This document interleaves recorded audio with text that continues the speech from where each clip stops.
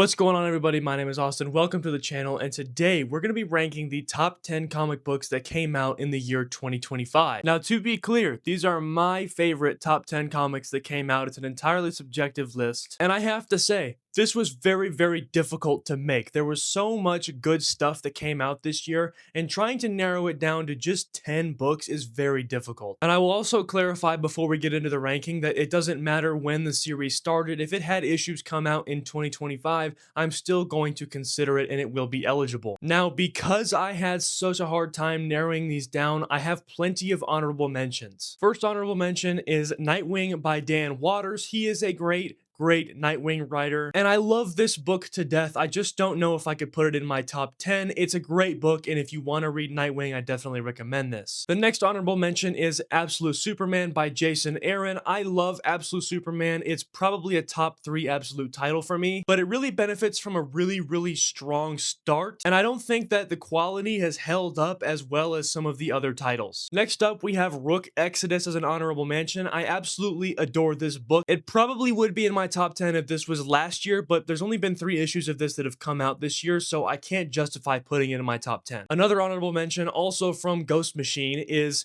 Geiger. I love Geiger. The only reason I don't have it in my top 10 is because I'm kind of behind on it. I've only read volume 1 and I liked it, but I haven't been able to go out and read the rest of it. I'm pretty far behind. Next up, we have Superman, the Kryptonite Spectrum. This is being done by the same team that wrote The Ice Cream Man, and this is one of the most unique Superman stories that I've read in a long time. Now, it is Elseworlds, it's not canon, but it's just basically Superman testing out different new forms of kryptonite on himself, and I love every little bit of it. Next up, we have Chip Zdarsky's Captain America. Once again, there's just not very many issues that have come out this year, but I love this series so far. Ultimate Spider-Man, yeah, it's here. It's an honorable mention. It's not quite in my top 10. The quality has kind of dropped off for me a little bit. Jonathan Hickman is still doing a really good job. I just wish it wasn't ending at 24 issues, and especially because I don't really know the thought process behind the issues that have come out recently. It doesn't really seem like it's supposed to be leading up towards the end. Next up, we have Ryan North's Fantastic Four run. I love Ryan North's Fantastic Four. I feel like he was literally born to write them. But this specific one is a relaunch that they did in July for the Fantastic Four movie, so there's only about 5 issues out right now. And last but not least, for an honorable mention, we have Exquisite Corpses by James Tynion. This is one of the most unique comics that I've read in quite a long time, but one of the reasons it's not in my top 10 is I'm just not vibing with the artwork. The story is really good, and maybe you guys don't think I should be knocking it for that, but artwork is very important to me to be able to read a story. If I don't like the artwork, I probably won't enjoy reading it all that much. This is a really good read. I love James Tynion's work. Now we're going to start moving into the top 10, and at number 10 I have Batman and Robin Year 1 by Mark Waid. Now, I absolutely adore this book because Mark Waid does young Dick Grayson so unbelievably well. The overarching narrative of this story is that Bruce is losing a custody battle for Dick Grayson, and he's trying everything in his power to keep Dick in his clutches. This book just feels so classic. I mean, it's just Batman and Robin doing classic detective work, and the artwork is really nice for me as well. This is a 12-issue miniseries, and I definitely recommend checking it out. You don't have to read anything prior to this. It is just classic Batman and Robin. I definitely recommend reading this. Moving on to number 9, we have Batman Dark Patterns by Dan Watters. This comic is set in the early years of Batman's career before he had a Robin, and it investigates 4 villains in Gotham. This entire book is fantastically well done. The artwork from Hayden Sherman is amazing as always. The only reason that this isn't any higher on my list is because I felt that the ending was kind of rushed and it was only a 12-issue series.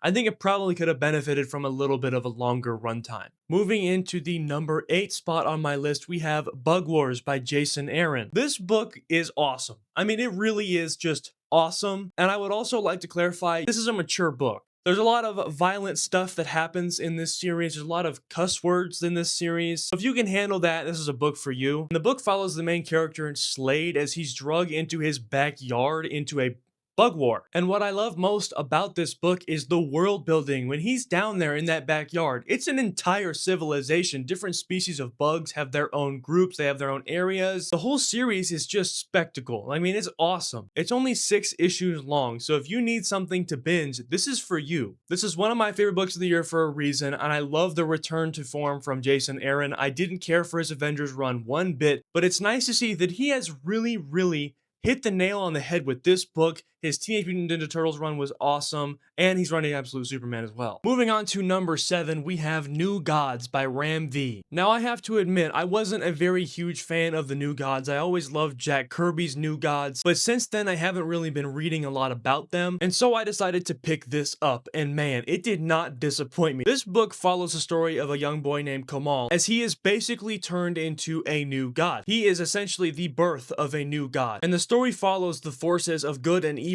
basically fighting over him to influence him. But Scott Free and Big Barda are by far my most favorite parts about this book, and not only that, it does a lot of great world building and lore building for the New Gods and Apocalypse. If you want to read a little bit more about the New Gods, I definitely recommend picking this up. Moving into the number 6 spot, we have Moon Knight by Jed MacKay. Now, this is probably my favorite book of the year. Not the best, but one of my favorites, and I might be a little bit biased because I love Jed MacKay. He's a great author. Jed MacKay is the best Moon Knight writer ever. It's as simple as that. He understands the character in a way so many people do not, and this man has written over 50 issues of Moon Knight at this point. And what he's been able to do with the character from when he first took over until now with the Midnight Mission and the team that he has around him is phenomenal. And not only that, the team itself just operates like a well-oiled machine. I love Yahya Badir, I love 8-Ball, I love the relationship between Mark and Tigra. It's not a relationship I ever truly expected to happen, but the more and more I see of it, the more and more I love it. But what I also love is the variety of artists that this book has had on it. The fact that all of them do amazing blows my mind. Since Jed MacKay has been on Moon Knight, he's had Alessandro Cappuccio, Federico Sabatini, Devmalia Pramanik, and all of these guys hit it out of the park. The way they draw Moon Knight is awesome. I mean, it's just like the way that they give Moon Knight his aura is really my favorite part about the way they draw him. And I love every bit of it. Jed MacKay, please do not ever leave Moon Knight. I'm serious.